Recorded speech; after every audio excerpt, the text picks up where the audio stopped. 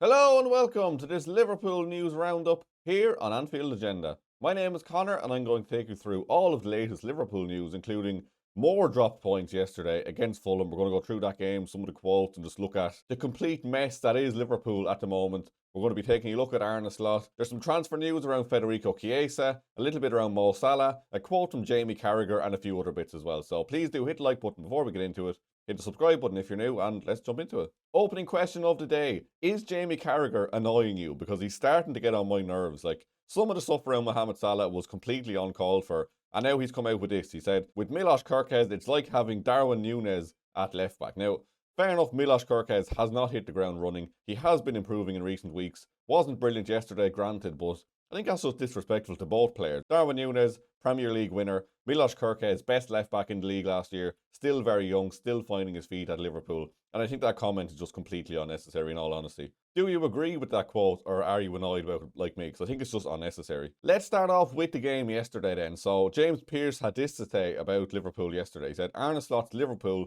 have got an identity crisis. What exactly do they represent? Last season it was clear. This season the waters have become muddied. Too narrow, too static, too pedestrian, more risk adverse, more fearful. It's a tough watch. And I completely agree with that. But James, did you not see? Arne explained it. He said, I can tell you this, my philosophy of football hasn't changed this year compared to all the seasons I was a manager before, but we have to do with the players that we have available. Bullshit. My philosophy of football hasn't changed, says Arne Slot. Tell me, please explain to me how it hasn't changed when we look so dreadful this year, so slow, so lethargic. Just everything that was good about Liverpool in recent years is gone out the window, dead and buried. There's nothing good in this football team anymore. No intensity, no passion, no desire, no attacking intent. Everything has been stripped.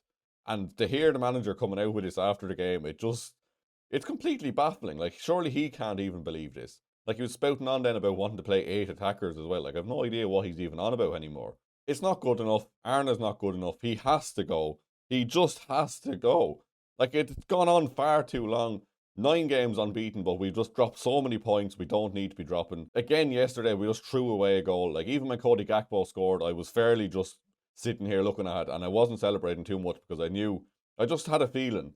I just knew that game wasn't over. You just have this feeling sometimes that it's not done and dusted, and we did, of course, concede. Fabulous goal from Reed, of course, but again, just, it's typical, isn't it? Like, no one was shocked when we conceded that goal, let's be honest. The results aren't good enough, the performances aren't good enough, he can't get the best out of his team, and I'm not saying it's purely on him because a lot of the blame does fall on the likes of Michael Edwards and Richard Hughes as well. I think he's been left with a slightly poorly planned out squad, but that is beside the point. Like, he should still be performing better than he is with the players he has available this season. He has to go. It's time to go.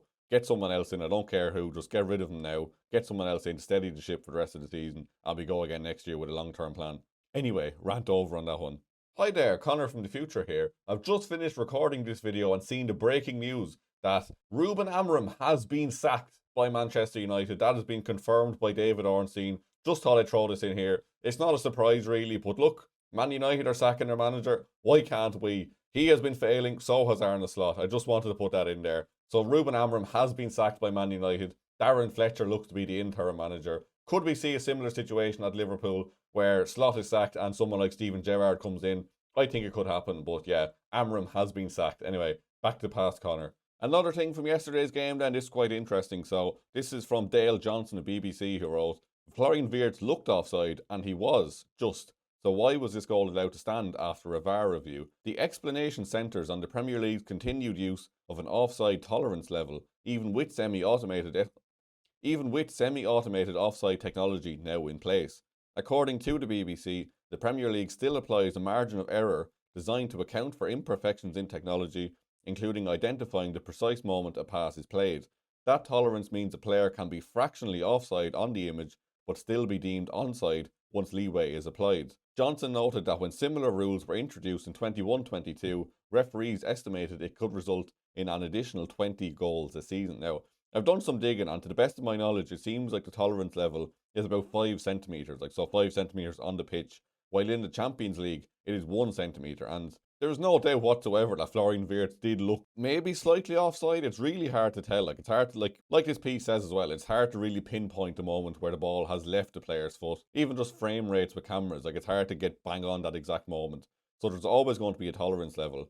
And something that annoyed me as well, to be fair, people are like, look at the grass, he's off. It's like, yeah, but the grass might be like 0.5 of a degree off, and that could be a major difference. Like, we can't just go purely off the grass. Like, the different camera angles and the laser technology they use for semi-automated offside, I will trust that every day more than looking at the cut of the grass, because like that mightn't be 100% correct. It probably is, but like, you can't really guarantee that that's 100% a straight line across the pitch. Either way, he did look like he was either very marginally onside or offside. It was very, very close. And it does look like the tolerance for error did help us in that game yesterday, and he got the goal, thankfully, because we really did need it. And yeah, thank God for the 5 centimetre tolerance rule. Couple of bits of transfer news then. So this is from Gazzetta Italia, who say that Juventus are exploring a loan move for Liverpool winger Federico Chiesa for the remainder of the season as they look to reinforce their wide option. Juventus are also monitoring alternative targets, including Brentford duo Kevin Schade and Mikel Damsgaard, as well as Sunderland winger Simon Adingra. So another Italian outlet linking Federico Chiesa would move to Juventus. I think if we had more players in the squad, I think we probably would let him go, but just given the injuries we have, given the lack of options we have, he probably will stay put and maybe leave in the summer. Got a few minutes again yesterday. Again, didn't look fantastic, but like, he's just not getting a fair run, is he? Like, look, he didn't play great in the game he did start, but he has to be given more of a chance than that. Like, when he has come on as a sub and scored some goals and set up a few goals, like, he definitely deserves more of a chance than some other players. So I don't know what the answer is here, but I can't see him leaving in January, particularly as we just don't have many options up front, and specifically ones that Arne doesn't trust, and Rio should be getting more minutes as well. But look, I'm not the manager. I'm not the fella who hasn't changed his football philosophy all of his career, apparently. So what would I know? Last bit of news then for this morning. This is from Defensa Central in Spain, who said that Real Madrid have turned down an opportunity to sign Mohamed Salah. So this piece reads, Real Madrid have made a decision on a potential move for Mohamed Salah. The club have chosen not to pursue a deal, despite the winger being offered by his representatives. There has also been interest from Italy. Reports in the Italian media have suggested Roma are exploring a loan move.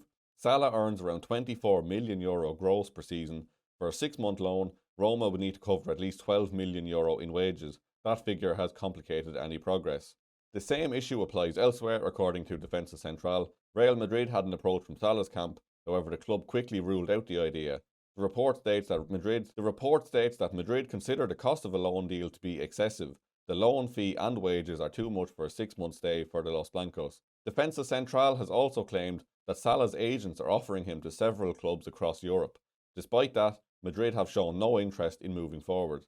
From their point of view, the deal does not make sense financially. The club believe it would be unprofitable. As things stand, Real Madrid have closed the door. A January move to the Bernabeu will not happen.